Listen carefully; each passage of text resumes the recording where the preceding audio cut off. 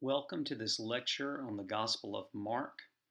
The Gospel of Mark is the shortest gospel in the New Testament and probably the first, and we'll talk about that when we get into the synoptic problem.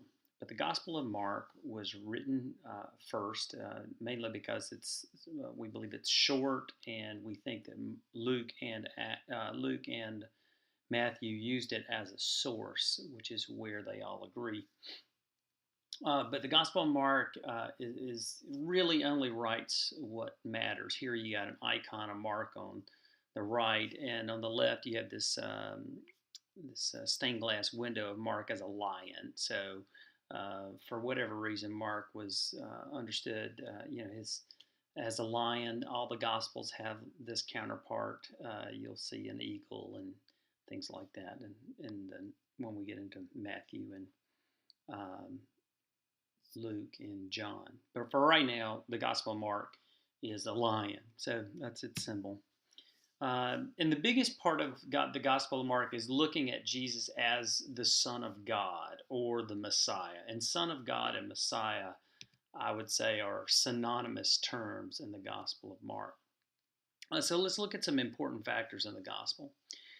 There is no birth narrative in the Gospel of Mark. This is very important. In other words, it's not important for Mark that Jesus was born. His birth has no significance because he doesn't write it there at all. The writer of this gospel is very familiar with the Greek translation of the Hebrew Bible. And I would note that the Gospel of Mark, the title of this gospel as the Gospel of Mark was added on much later. So none of the Gospels, actually, Matthew, Mark, or Luke, are considered, they're anonymous, really, because the title is the Gospel of Mark, the Gospel of Matthew, the Gospel of Luke were added much later. So tradition has it as Mark, and that's how I'll refer to it throughout. But whoever the Gospel was written by, this person knew the Hebrew Bible through its Greek translation. So he's very familiar with the Greek Old Testament because he quotes it quite a bit. Another significant part of the Gospel of Mark is that the resurrection is muted. So there's this interesting phenomenon with the Gospel of Mark where the original ending is at verse 8. I mean, almost all of the ancient manuscripts that we have end at verse 8. And later manuscripts had this addition of chapter 16 verses 9 through 20, and you can look at this in your own Bible that has footnotes. It'll say that the earliest manuscripts end at verse 8. And this is important because at verse 8, the women are at the tomb. They see an angel or a young man wearing white in the tomb, and the young man announces that Jesus has been raised from the dead. But the women never see Jesus raised from the dead. And it says that they run away afraid and don't tell anybody. Well, that's a very muted resurrection. So there's no visible resurrected Christ. Nobody bears witness to a resurrected Christ, and nobody tells anybody about it. So that ending was problematic, even early, which is why somebody ended up writing an extended ending and kind of filling out the resurrection. So the real ending of Mark is a very muted resurrection. And the teaching of Jesus is muted too. So, and when Jesus tells parables in the Gospel of Mark, but this one in particular, the Gospel of Mark in particular never has Jesus delivering an extended sermon like you find in Matthew and Luke, and certainly in the Gospel of John. But Jesus tells parables. Mark says that he teaches in synagogues, but we really don't have a lot of those teachings. And throughout, Jesus is emphasized as the Son of God, whose ministry is defined by teaching and miracles. So Son of God, we'll talk about it a little bit later, but it is synonymous with Messiah. And then Mark uses immediately a lot. it is how he ties the narrative together. And immediately the Spirit drove Jesus into the wilderness. And immediately. So everything happens in the Gospel of Mark at this kind of rapid pace. And this is just how he ties the narrative together. So the word immediately is synonymous with the Gospel of Mark. So let's talk about the Son of God. First of all, the Son of God is not a divine title within Judaism. It's in Son of God either as a reference to the King of Israel or the descendant of David. In 2 Samuel chapter 7, verse 14, God tells David that David's children will be God's children and that David's kingdom will have no end. And this is the precise meaning of Messiah, this son of David, king of Israel. So that the king of Israel would be the anointed one. The word Messiah literally means to anoint with oil. And that's what you did with the king when the king was coronated as the king of Israel. They would pour oil over his head and anoint the king with oil. And so Messiah means anointed one. The Greek translation of Messiah is Christos. So Christ is literally means anointed one because it is the Greek term for the Jewish term Messiah or the Hebrew term Messiah. So King of Israel, descendant of David, Son of God, Messiah, all are synonymous terms, and they are very human terms. These are not, Son of God does not mean, is not a divine title. But it also can be used to talk about the eschatological notion of Messiah as the one who would return at the end of time or come at the end of time and usher in the end of the world as we know it and bring in this new season of God. So that is these are the two main notions of Son of God within Judaism, and both were not divine. So either way, there's an extremely close connection in Mark between Messiah and Son of God. I think they're synonymous, and neither of them are divine terms. So that's something to hold on to. Now, Gentiles, they would think of this as a titan. When they heard Son of God, they would think of somebody like Hercules, who had Zeus as a father, which is a god, and a human as a mother. So this is kind of this weird mixture of human and divine. Hercules, all titans had both a divine and a human parent. And for Gentiles in that kind of polytheistic world, they didn't have any problem with the gods intermingling with humans and having babies with them. So I think Son of God would have been a little bit odd it wouldn't have been odd for the Gentiles to understand, but they would have had a real different notion of what that meant. So the Gospel of Mark is certainly written to a Gentile audience who already has some strong notions about the way Son of God is used within this early Jesus movement. So that's a particularly interesting kind of phenomenon. So let's look at the Gospel of Mark in an outline.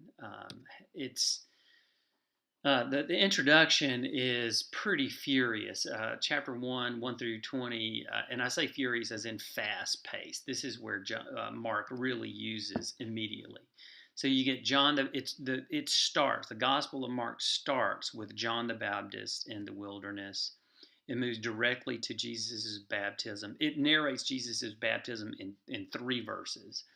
It narrates Jesus' temptation in 2, the beginning of his ministry in 2 verses, and his calling of his first disciples in 4 verses. So the introduction of Mark really kind of moves from Jesus' baptism to the calling of the first disciples in this incredibly fast-paced narrative. Again, there is no birth narrative. We start at Jesus' baptism, and it's there that we learn what the writer of the gospel already knows. and we learn this from the lips of God, right? It's when Jesus comes out of the water, God says, "You are my beloved Son; with you I am well pleased." Here, it's important to note that at Jesus' baptism, God speaks directly to Jesus, and nobody around hears that. This is so God knows who Jesus is. Jesus knows who Jesus is. The writer of the gospel knows who Jesus is, and the reader of the gospel knows who Jesus is. And so we have this kind of insider knowledge that nobody else gets throughout. I mean, the misunderstanding is a big issue throughout the Gospel of Mark. So we have this insider knowledge. So the rest of the gospel, I kind of break it down like this. It's a large chunk is kind of the ministry in the Galilee region from chapter 1:21 through the end of chapter 9. Then chapter 10 is this movement towards Jerusalem where Jesus leaves the Galilee and kind of bounces his way down to Jerusalem through Judea and Jericho and those places. And then chapter 11:1 through the end of the gospel narrates this whole drama of Jesus being in Jerusalem that leads up to his death. So that's a broad outline of the Gospel of Mark. And now I'll let you guys listen to this video, which is important, and it's kind of a surprise to you, hopefully. Good morning, class. It's early this morning. It's only about 7:30 here, and you might be wondering where I am. I'm usually in a coat and tie or something like that. But today I'm on the Sea of Galilee in the state of Israel. And behind me, that is the Sea of Galilee, and that is the city of Tiberias, founded by Herod Antipas, Herod the Great's son, founded for Caesar Tiberius, who was the Caesar of the Roman Empire during the time that Jesus was killed. And behind me is the Sea of Galilee. It's really an incredible place to be. It's fun to be here while I'm teaching you guys so that you can learn about and actually see what the Sea of Galilee looks like as we go through the Gospels. Just right over my shoulder, right there is a map. That's actually the outline of the Sea of Galilee. And then if I can get some of this other stuff, let me see if I can get that. Right over my shoulder is also some places where the guys fish. There we go. You'll see the fishermen coming in right there. This morning it was crazy because you can see them right now. Right there on the dock, unloading the catch of the day, and there's two guys on that boat. So it really does bring the Bible alive. Here, you wonder if that's James or John, the sons of Zebedee, or whether it's Peter or Andrew. It is a pleasure to be here in Israel, and it's fun to be here while I'm teaching you guys. Those boats you see over my shoulder with the birds flying by, that's a boat that we'll be on later today. I'm here with a group that's trying to do racial reconciliation. President Sam Tolbert is here from the National Baptist Churches of America Incorporated, and it is an honor and a privilege to be here with you. I'll try to do this in Jerusalem later on today, or in the next couple of days, so that you can see what Jerusalem looks like while I'm here. God bless you guys, and I hope this gives you an idea of where Jesus walked and where some of the New Testament really happened.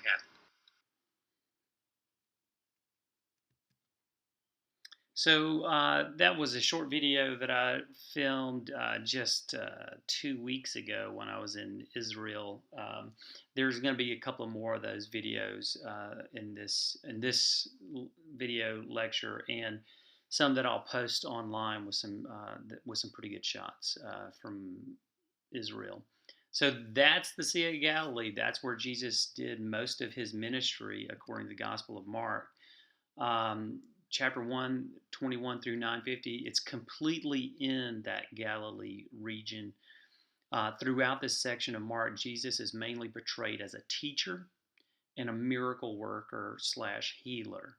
So Jesus has the ministry of word and deed throughout, really. I mean, from his baptism to his resurrection, these are the two main things that Jesus did, according to Mark. But the teaching that Jesus gives is only in parables, and it's never in any kind of extended sermon or discourse, which makes Mark fundamentally different than Matthew and Luke. Matthew and Luke really do kind of fill in those sermons. And so this whole section from chapter 1 to chapter 9 culminates in chapters 8 and 9, where you have Peter's confession of Jesus to be the Messiah, the Christ. This is a major movement in the Gospel of Mark because somebody finally gets it, but Peter doesn't fully get it. So after he makes this big confession that Jesus is the Messiah, the Son of God, this is the main point of Mark. Jesus then predicts his death for the first time. So there's this incredible contradiction between Jesus' death, Jesus as Messiah, Son of God, and Jesus' death. Mainly because the Messiah, the Son of God, is the King of David that was supposed to reinstitute the kingdom of David and reinstitute Israel as an autonomous, sovereign nation, and basically win independence from Rome and get out from under the Roman dominance. Well, that's what the Messiah was supposed to do. Not some kind of heavenly figure, but a figure that would radically change this state under Roman imperialism. And so the idea that a Messiah would suffer is very kind of unusual. And so Mark is really saying this is what Jesus came to do. He is the Messiah, but he's also going to suffer and die. And then Peter rebukes Jesus for this. And in Peter's rebuke is the main misunderstanding of Jesus' suffering. This contradiction between suffering and Son of God-ness or Messiahship. That is the main issue, not just that Peter has, but this is the misunderstanding that happens in the early Jesus movement. If Jesus is Messiah, he can't die on a cross. Well, this is important for Mark. It's precisely the fact that Jesus dies. It is in his death that there is triumph. And so that kind of paradox for Mark is what he's really getting at. This is what causes the misunderstanding throughout the gospel and misunderstanding in the early Jesus movement that Mark's trying to clarify. And then in chapter 9, Jesus is transfigured for who he really is. So that's really kind of the culmination of the ministry in Galilee. And in chapter 10, you get this movement towards Jerusalem. Here, this is the picture of the Dome of the Rock. It's a mosque where Muslims go and pray 5 times a day. They don't have to pray there, but during their prayers, this is a really holy spot. It's the third holiest spot in Islam. It's also it's on the Temple Mount where the Jewish temple was built before Rome destroyed it. And so this movement towards Jerusalem in chapter 10, verse 1, it says he left that place, and that place is the Galilee, and went into the region of Judea and beyond the Jordan. So this is Jesus' initial movement towards Jerusalem. And it's important because it's after the climactic announcement of Jesus as Christ and as one who would suffer. It's after that Mark begins to move Jesus towards Jerusalem, where he would eventually die. So once there's this big announcement of who Jesus is, in spite of Peter's misunderstanding, once that's nailed down, Jesus then begins to move towards Jerusalem. So these final days in Jerusalem are covered from chapter 11 through chapter 16. Mark tells the story of Jesus entering Jerusalem, which would be the beginning of the end. In this section, not long after Jesus triumphantly comes into Jerusalem, he violently encounters money changers in the temple. This is where he turns over the tables there in 11:15 through 19. And then he really denounces religious leaders from that point on. And then in chapter 13, he begins to talk about the end of the age, this mini apocalypse. It is what scholars call chapter 13 of Mark, the mini apocalypse. So Jesus, he really kind of upsets things in Jerusalem. And then the religious leaders begin to plot Jesus' death and executes their plan from 14:1 through 15:47. So these two chapters, 14 and 15, narrate Jesus' demise in the Gospel of Mark. So let's look at those final days in Jerusalem. Here's another video clip from my time in the Holy Land just a couple of weeks ago. Hi class, this is your professor. I'm in the Garden of Gethsemane, and you'll see just over my shoulder, that's the Dome of the Rock. That's on the Temple Mount. That's the walls of Jerusalem. Right there, this is where Jesus would have prayed the night before he was crucified, when he took Peter, James, and Paul to this space that I'm standing on to pray before Judas handed him over to the soldiers to come get him. But I'm standing on in the Garden of Gethsemane, and here you'll see it's all the olive trees. Some of these trees, some of the bigger ones, are almost 2,000 years old.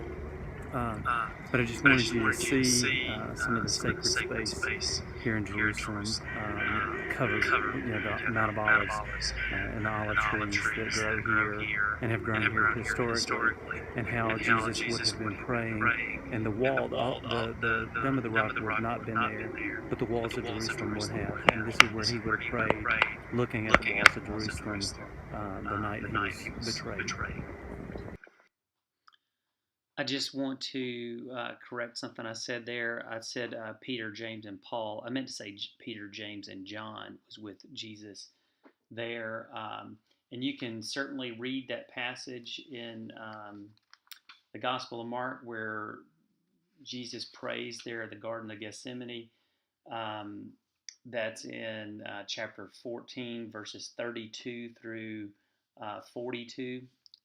Definitely worth your chance. I mean, just watch that clip and pause it afterwards and read that section where Jesus says, take this cup from me, but not my will, yours be done. So this is where Jesus would have done that in the final days there in Jerusalem. So misunderstanding in Mark is really important. Nobody knows who Jesus really is except the reader saying you and me, right? Or the writer of Mark is basically saying we're the ones who have that inside knowledge. Throughout the Gospel of Mark, misunderstanding is a common theme. In fact, only God, Jesus, and the writer of the Gospel and the reader of the Gospel fully understand who Jesus is throughout the Gospel. And some of the worst offenders are the disciples. Now, that's incredibly important. Among the disciples who always misunderstand Jesus, Peter, James, and John are particularly bad. And Peter's really the worst. He would be the one to deny Jesus here. So this overarching misunderstanding of Jesus serves at least two purposes. One, it lampoons the disciples, which would serve the purpose of someone who is close to Paul and Pauline thought. In other words, Paul was always having confrontations with the Peter in particular and James and the supposed leaders in Jerusalem. Remember what he says in Galatians. Well, the Gospel of Mark is really close to the theology of Paul and Pauline thought. And it really kind of disparages these disciples. They're really close to Jesus, but they never fully get it. Paul basically says that in his own letters, that Paul's got this special revelation of the resurrected Christ, and he has a direct line to God in his calling. He really criticizes Peter. He says he calls him out to his face in Antioch. So you could see how the Gospel of Mark would really serve the purposes of Paul's thought and Pauline thought. So we do think that the writer of this Gospel is very close to Paul and Paul's thought. And projecting this misunderstanding into the past helps clarify who Jesus was and is to those who currently follow Jesus. In other words, this answers the question many followers of Jesus had during the time Mark was written, as much as it did in time of Jesus' own time. So that's important to note.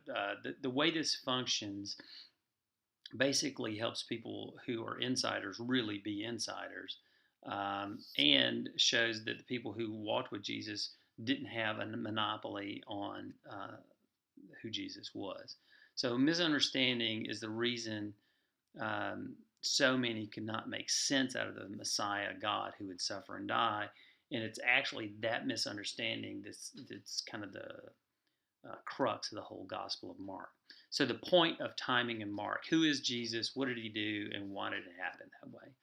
Mark was written to address questions believers in the early Jesus movement had about who Jesus was, specifically around the suffering of a Messiah. A suffering Messiah was a contradiction in terms. Messiahs were supposed to be triumphant. So Mark attempted to clarify any misunderstanding believers had during the time of Mark. And since Messiah figures were not supposed to be killed but triumph, how could believers understand Jesus as Messiah, Son of God? So Mark only writes what is important for his time, which did not include a birth narrative or an elaborate resurrection story. What was important was the fact that Jesus was a Jewish teacher and miracle worker, healer, who was at odds with the religious leaders of his own time. What was also important is that no one really understood Jesus, not even his closest followers. The most important aspect of Jesus that Mark reiterates over and over again is that Jesus was to suffer and die, which was the cause of so much misunderstanding. Messiah's triumph rather than suffer and die. But it's in followers of Jesus' identification with Jesus' suffering and death that they are able to identify with Jesus' resurrection. In other words, the story of the cross is the story of salvation. It's important that Jesus suffer and die because that's how followers of Jesus are actually included into the Jesus movement. They identify with Jesus' death so that they can identify with the resurrection. And this is kind of summed up right after Jesus asks, who do you say that I am? And Peter gives this great confession: you are the Messiah. And then as soon as Peter says that, Jesus says he's going to die. And Peter rebukes Jesus, saying no. And then Jesus says, get behind me, Satan. And as soon as he does, he follows it up with this: if you want to become my followers, if any want to become my followers, let them deny themselves and take up their cross and follow me. So this becomes the crux of the Gospel of Mark. Jesus is to suffer and die and be resurrected as the Messiah. And followers of Jesus have to follow in those footsteps if salvation will be a part of their lives. Guys, this is an extended lecture on the Gospel of Mark. I hope it's been interesting to you. I know it's hard to watch videos for 30 minutes, but I hope this has caught your attention and has been worth your time. If you have any questions, don't mind sending me an email.